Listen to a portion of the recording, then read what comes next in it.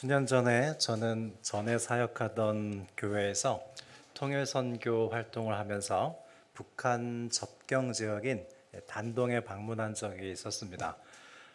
그때 선교사님의 주선으로 우리 선교팀은 북한에서 탈출한 여성을 만나서 간증을 들을 기회가 있었는데요. 그 여성은 북한으로 돌아갈 수는 없고 또 중국에 남아야 하는데 오로지 살아남기 위해서 중국의 한족 남성과 결혼을 한 분이었습니다.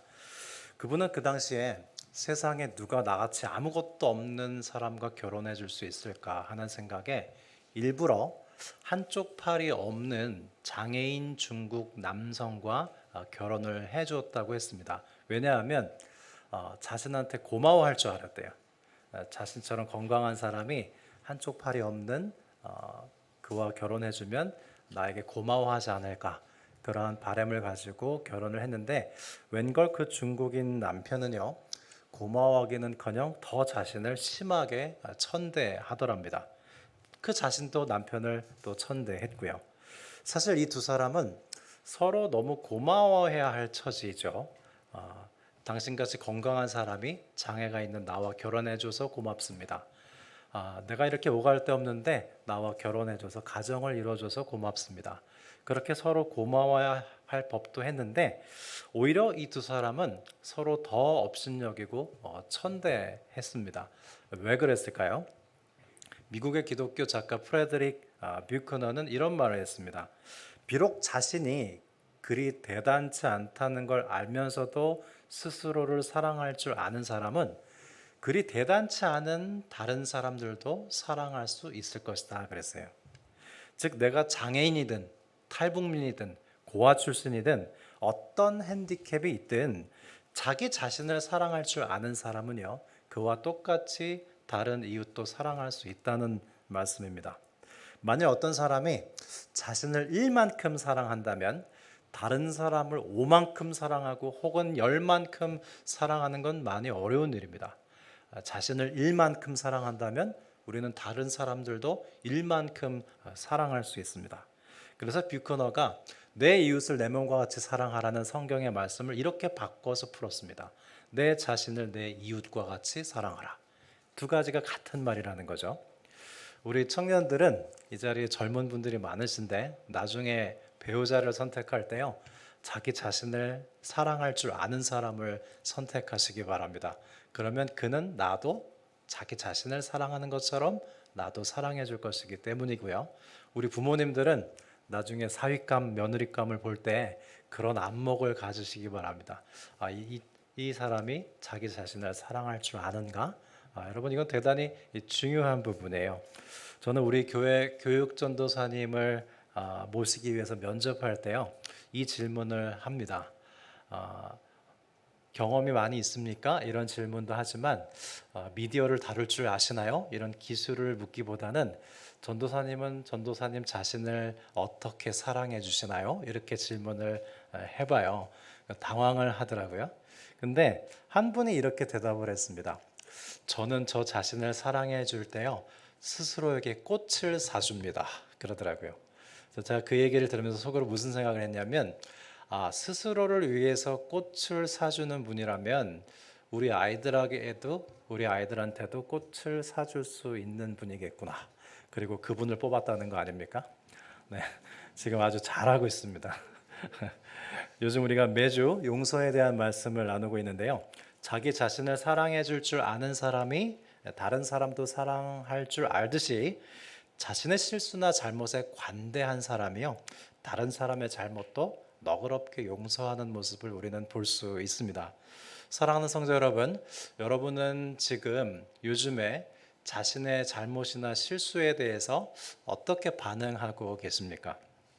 괜찮아, 실수할 수도 있지, 다음에 잘하면 돼, 이렇게 스스로에게 관대하고 너그러우십니까? 아니면 아주 심하게 자책하고 후회하고 괴로워하십니까? 우리는 타인과 좋은 관계를 맺기 전에 먼저 우리 자신과 바람직한 관계를 맺을 수 있어야 합니다. 그래서 누군가를 용서하기 전에 내가 나 자신과 화해하고 있는가? 내가 나 자신을 용서하고 있는가를 한번 들여다볼 수 있었으면 좋겠는데요.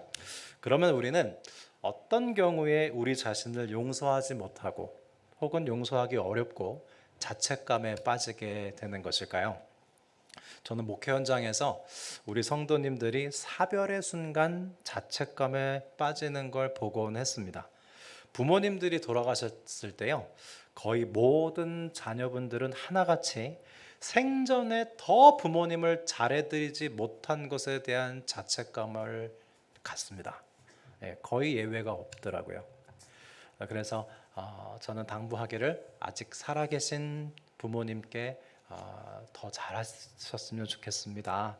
그리고 우리가 이 땅에서 살아가는 동안 하나님께 예배하고 하나님께 경건을 다하는 것, 그것이 또한 천국에 계신 부모님께 잘하는 것 아닐까요? 그렇게 위로 아닌 위로를 하곤 합니다. 요즘에는 평균 수명이 길어졌기 때문에 부모님들이 자녀분들을 먼저 하늘나라로 보내는 일이 여러분 생각보다 대단히 많습니다. 몇 년 전에 한국 교회의 유명한 원로급 목사님 한 분이 암으로 암투병하던 아들을 천국으로 떠나보냈던 일이 있었습니다. 그래서 77세의 아버지가요, 43세의 아들을 천국으로 환송하는 예배를 드리는 그런 안타까운 장면을 본 적이 있습니다. 자녀가 먼저 세상을 떠났을 때 부모된 심정은 어떨까요? 내가 이 아이를 좀 더 건강하게 낳았으면 좋았으련만, 혹은 내가 이 아이를 더 건강하게 키우지 못한 것에 대한 자책감으로 상심이 참 컸을 거라는 생각이 듭니다. 저는 청년 목회를 하던 시절에 제가 양육하던 청년이 교통사고로 소천하는 일을 겪은 적이 있습니다. 성격도 아주 좋고 부침성도 좋아서 저에게 자신의 인생 문제를 자주 상담하곤 했던 청년이었는데요. 그런데 그 사고가 나기 직전에 저랑 아주 짧은 통화를 했습니다. 제가 아주 바빠서 조금 퉁명스럽고 짧게 통화를 하고 끊었어요. 근데 그것이 그 청년과의 마지막 통화였습니다. 저 자신을 자책했던 적이 있어요. 내가 왜 좀 더 오래 그 아이의 이야기를 들어주지 못했을까? 내가 왜 조금 더 친절하게 대해주지 못했을까? 저 자신을 책망하고 저 자신을 잠시 용서하기가 좀 어려웠습니다. 사별로 인한 자책은 우리가 직접적인 가해자가 아니기 때문에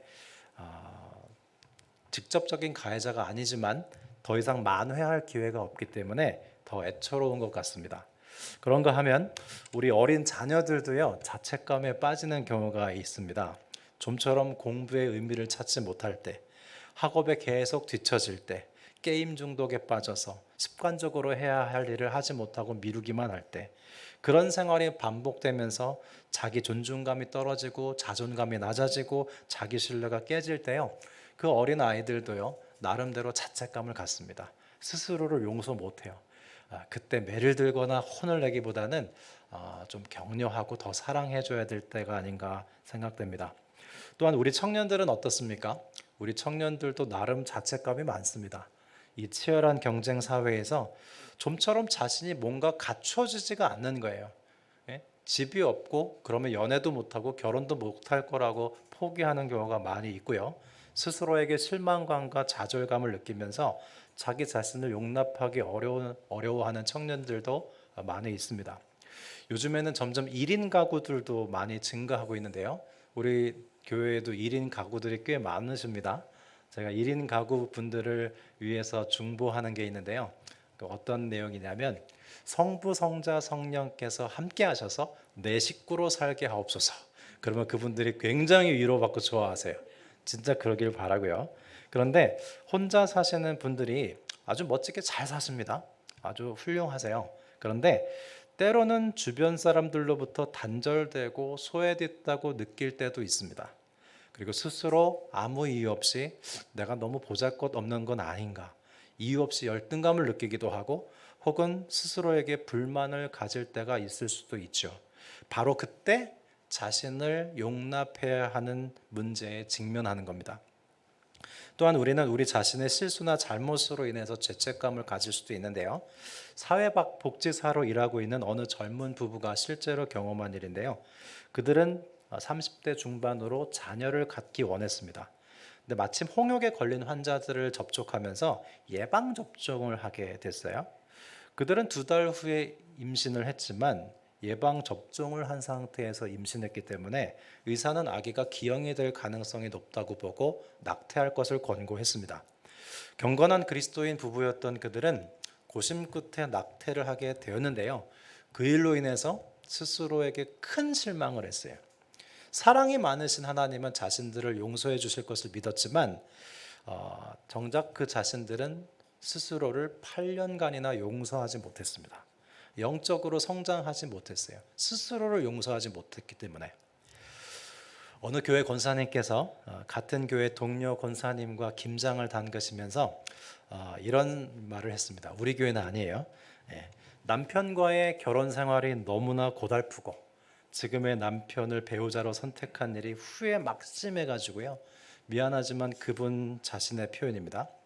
젊은 시절 남편에게 반했던 자신의 눈구녕을 후벼 파버리고 싶었대. 사실 내가 왜 이런 사람을 선택했는가, 나를 내가 용서 못하겠다는 거죠. 사실 부부는 죽을 때까지 계속 성장해야 하는 것 같습니다. 또한 우리는 다이어트를 결심한 지 3일도 안 돼서 밤늦게 양념 통닭을 주문하거나 양품 비빔밥을 퍼먹고 있는 우리 자신에 대해서 환멸을 느낀 적이 한두 번이 아니죠. 배우자가 여보 나 오늘부터 다이어트 해. 그러면 우리는 그저 웃습니다. 이처럼 우리는 살아가면서 자신을 용납하고 용서해야 할 크고 작은 일들을 지속적으로 겪게 되는데요. 그럼에도 불구하고 여러분, 우리는 스스로를 잘 용서하지 못할 때가 많습니다. 그러면 우리는 우리 자신을 용서하지 못하면 어떻게 될까요? 오늘 고린도후서 2장 10절을 표준세 번역으로 읽어드리겠습니다. 하나님의 뜻에 맞게 마음 아파하는 것은 회개를 하게 하여 구원에 이르게 함으로 후회할 것이 없습니다. 그러나 세상 일로 마음 아파하는 것은 죽음에 이르게 합니다. 어느 고대 사회에서는요, 살인자에게 벌을 줄 때 어떤 벌을 줬냐면 그가 살해한 피해자의 시체를 그 살인자의 몸에 아주 꽁꽁 밧줄로 묶었다고 합니다.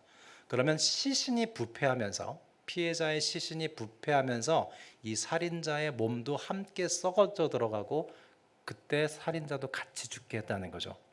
마찬가지로 우리의 과거의 실수와 죄를 하나님께 맡기지 않고 우리 자신을 용서하지 않으면요, 우리 영혼도 그 일로 인해서 점차 썩어 들어가게 됩니다. 과거에 매여서 보다 나은 미래로 나아갈 수 없게 되고요.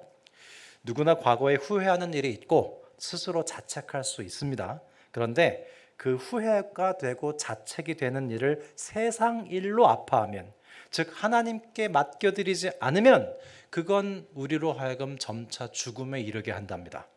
그러나 우리의 실수와 잘못을 하나님의 일로 아파하면, 즉 우리의 자책이 되는 일을 하나님께 드리면 우리는 우리 자신을 용서할 수 있고 구원에 이르게 된다는 말씀입니다.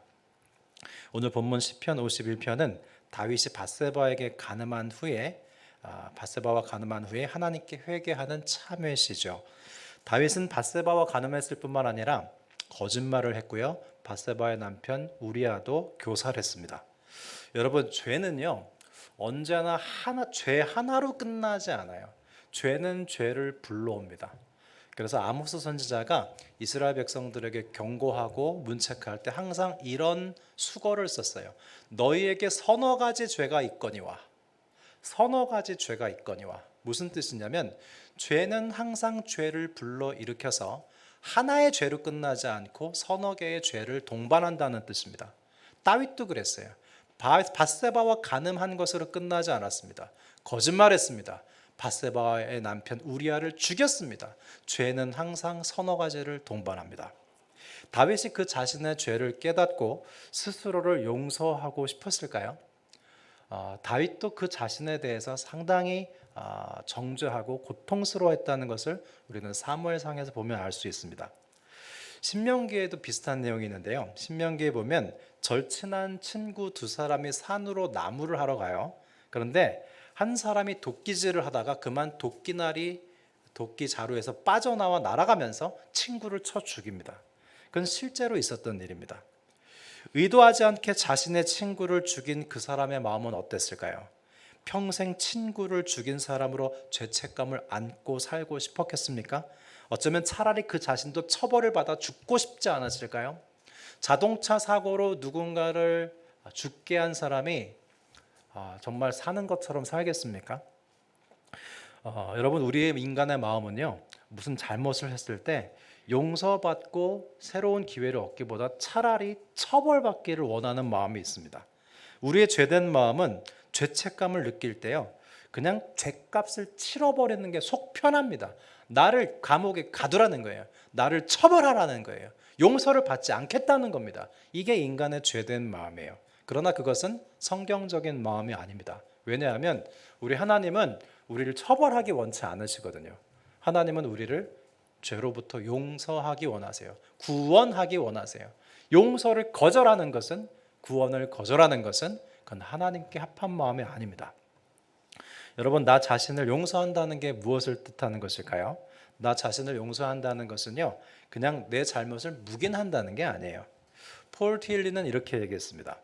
기독교 신앙이란 하나님의 용납하심을 용납하는 것이다. 하나님께서 우리를 용납해 주셨어요. 그 사실을 용납하는 게 기독교 신앙이에요. 혹 여러분, 하나님의 용납하심을 거절하고 있지는 않습니까? 하나님, 전 잘못했기 때문에 전 고행을 해야 됩니다. 전 고생해야 됩니다. 전 나쁜 놈입니다. 그리고 스스로 자책하고 자학하고 있다면 그것은 하나님께서 원하시는 방향과 정반대로 가고 있는 것입니다. 나 자신을 용서한다는 건요, 하나님의 용서를 받아들이는 거예요. 하나님이 날 용서하셨어요. 그럼 나도 나를 용서할 수 있어야 돼요. 다윗은요, 하나님께 용서받는 법과 자신을 용서하는 법을 알고 있었습니다. 그래서 다윗이 어떻게 하죠? 그리고 우리는 우리 자신을 용서하기 위해서 어떻게 해야 될까요? 다윗은 하나님께 자신의 죄를 지워달라고 3번 간구하고 있습니다.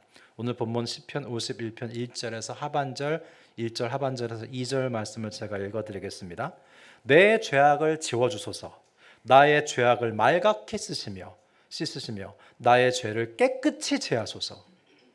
즉 다윗은 지금 자신의 죄를 지워달라고 3번 반복해서 기도했고요, 자기 자신을 없애달라고 기도하지 않습니다. 자신의 존재와 자신이 지은 죄를 구분해서 죄를 지워달라고 기도하고 있습니다.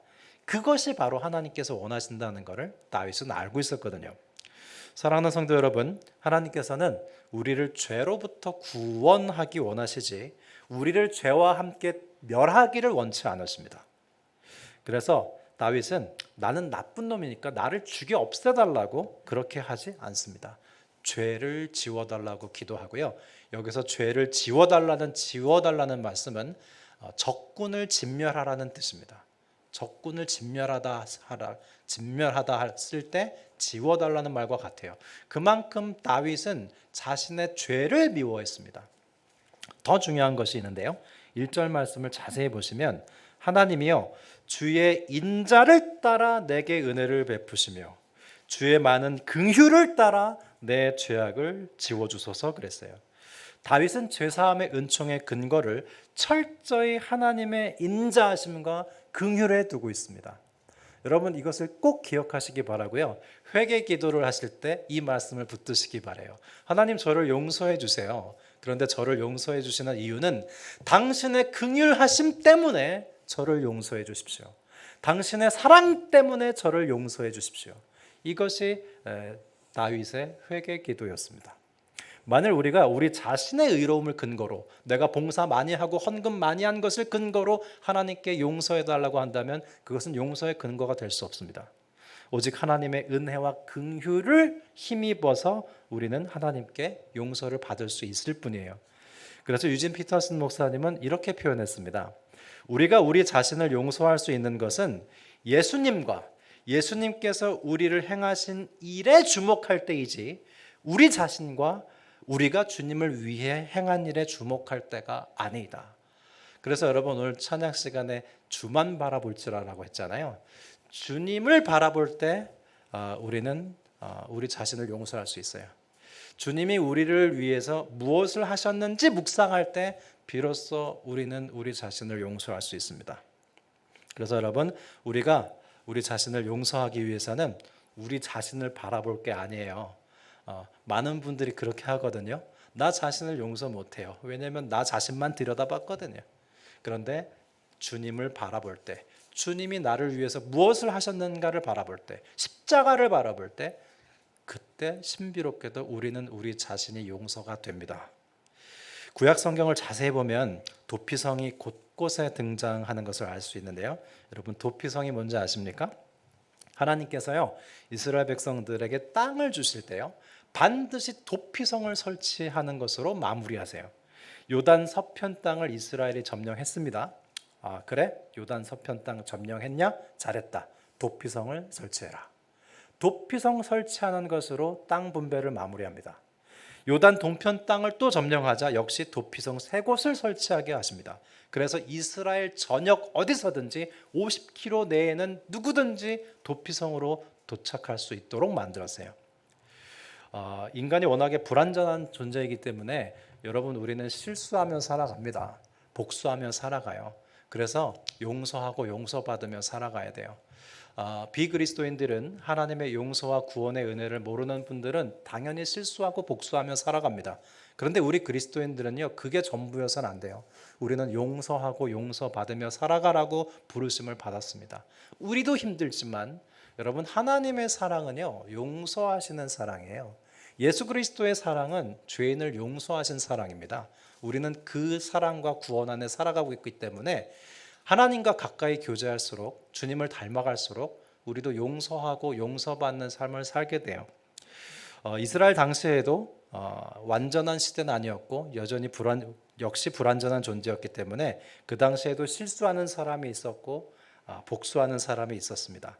여러분, 하나님이 축복의 땅을 주셨는데 그 땅에서 실수와 복수가 반복되면 어떻게 돼요? 그 땅은 축복의 땅이 못 돼요. 피로 물드니까. 그래서 하나님께서 도피성을 만드셨어요.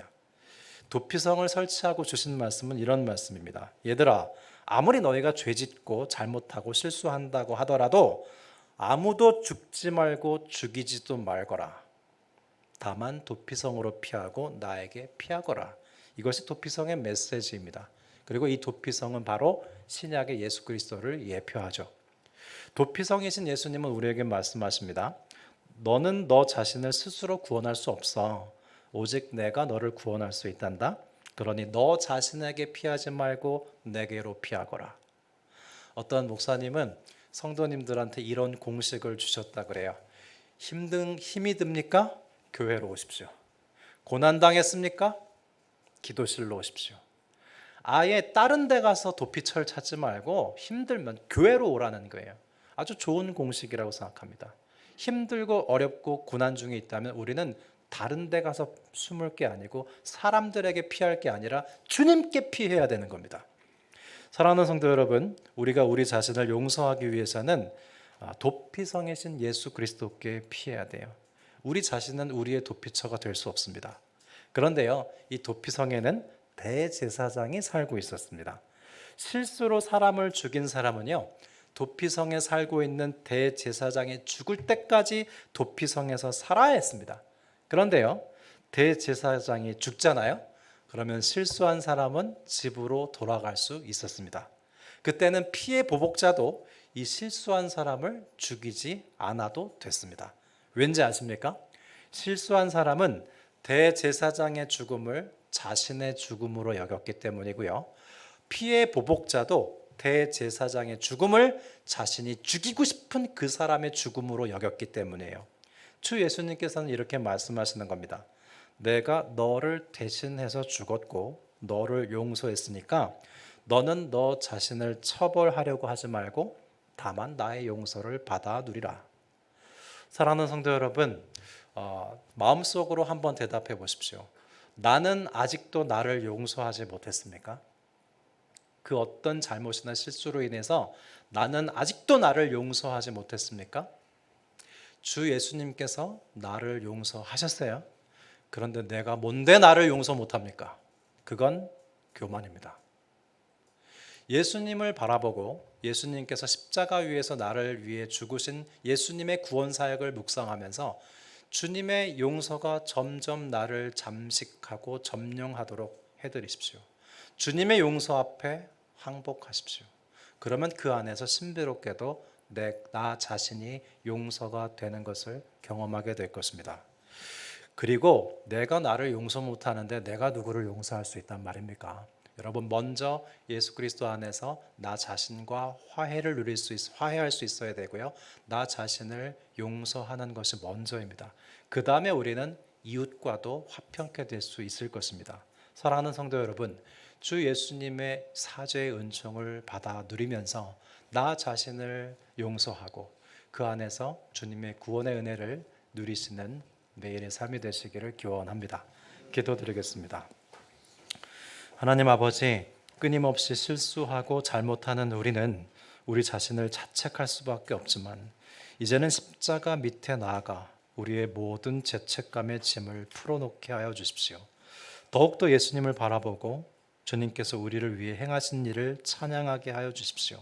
나를 위해 십자가에 달리신 주 예수님을 바라보며 주님의 용서하심을 받아 누리는 가운데 우리 자신을 용서하게 하시고 우리 자신을 용납함으로 또한 우리에게 잘못한 사람을 용서할 믿음을 얻게 하여 주옵소서.